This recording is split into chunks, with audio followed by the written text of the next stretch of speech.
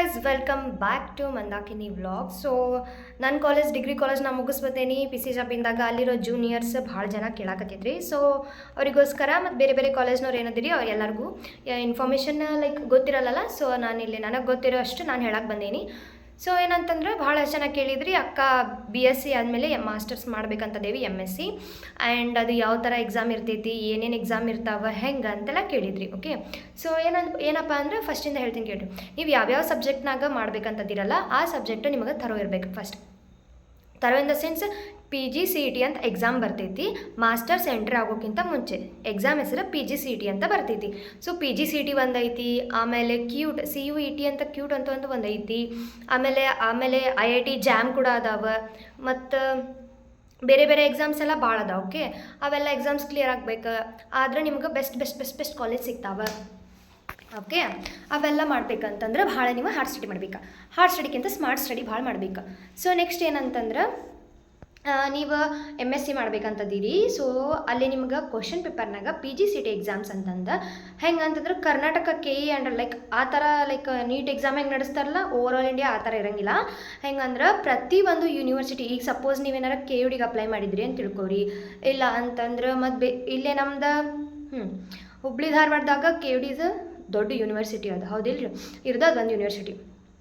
ಈಗ ಮತ್ತು ಬೇರೆ ಬೇರೆ ಕಡೆ ಎಲ್ಲ ರಾಣಿ ಚೆನ್ನಮ್ಮ ಯೂನಿವರ್ಸಿಟಿ ಅದಾವ ಬೆಳಗಾವಿನಾಗ, ಆಮೇಲೆ ಅಕ್ಕ ಮಹಾದೇವಿ ಯೂನಿವರ್ಸಿಟಿ ಬೇರೆ ಕಡೆ ಐತಿ, ಮತ್ತು ಶಿವಮೊಗ್ಗದಾಗೂ ಯೂನಿವರ್ಸಿಟಿ ಐತಿ. ಸೊ ಶಿವಮೊಗ್ಗದಾಗೂ ಯೂನಿವರ್ಸಿಟಿ ಐತಿ, ಕುವೆಂಪು ಯೂನಿವರ್ಸಿಟಿ ಐತಿ, ಆಮೇಲೆ ಮತ್ತು ಮೈಸೂರು ಯೂನಿವರ್ಸಿಟಿ ಐತಿ, ಬೆಂಗಳೂರದಾಗೂ ಯೂನಿವರ್ಸಿಟೀಸ್ ಅದಾವ. ಸೊ ಏನು ಮಾಡ್ಬೇಕಂತಂದ್ರೆ ನೀವು BSc ಓದ್ತಿರ್ತೀರಲ್ಲ, ಸೊ ಆಲ್ಮೋಸ್ಟ್ ಒಂದು ಸ್ವಲ್ಪ ಎಲ್ಲ ಇನ್ಫಾರ್ಮೇಷನ್ ಗೊತ್ತಿರಲಿ. 3 ವರ್ಷ ಕಲ್ತಿರ್ತೀರಿ ಅಂದಮೇಲೆ ಅದ್ರ ಬಗ್ಗೆ ನಾಲೆಜ್ ಇದ್ದೇ ಇರ್ತೈತಿ. ಆ್ಯಂಡ್ ಅಲ್ಲಿ PGCETನಾಗ ಏನಿರ್ತೈತಲ್ಲ ವೆರಿ ಬೇಸಿಕ್ ಕ್ವಶನ್ಸ್ ಕೇಳಿರ್ತಾರೆ. ಅಂದ್ರೆ ನೀವೇನು ಮಾಡ್ಬೇಕು, ಫಸ್ಟ್ PUC ಮತ್ತು ಸೆಕೆಂಡ್ PUC ಟೆಕ್ಸ್ಟ್ ಬುಕ್ಸ್ನ ಆದಷ್ಟು ಓದೋಕೆ ಟ್ರೈ ಮಾಡಿರಿ. ಯಾಕಂದ್ರೆ ಡಿಗ್ರಿ ಓದಿದ್ದ ಆಲ್ಮೋಸ್ಟ್ ನೆನಪಿರ್ತಾವೆ, ಬಟ್ PUCದು ಬೇಸಿಕ್ ಇರ್ತೈತಲ್ಲ ಒಂದೊಂದು ಕ್ವಶನ್ ಹಂಗೆ ಲೈಕ್ ನನಗೆ ಅನಿಸಿದ ಪ್ರಕಾರ ಈ ಸಲ ನಾವು ಬರೆದ PGCET ಎಕ್ಸಾಮ್ನಾಗ ನಾ ಬರೀ KUDಗೆ ಅಷ್ಟು ಅಪ್ಲೈ ಮಾಡಿದ್ದೆ. ಬೇರೆ ಕುವೆಂಪು ಯೂನಿವರ್ಸಿಟಿಗೆಲ್ಲ ಅಪ್ಲೈ ಮಾಡಬೇಕಂತಿದ್ದೆ ಶಿವಮೊಗ್ಗ, ಬಟ್ ಮನ್ಯಾಗ ಬೇಡ ಅಂತ ಹೇಳಿದ್ರು. ಸೊ ದ್ಯಾಟ್ ನಾನು ಮಾಡಲಿಲ್ಲ, ಬರೀ KUDಗೆ ಅಷ್ಟು ಅಪ್ಲೈ ಮಾಡಿದ್ದೆ.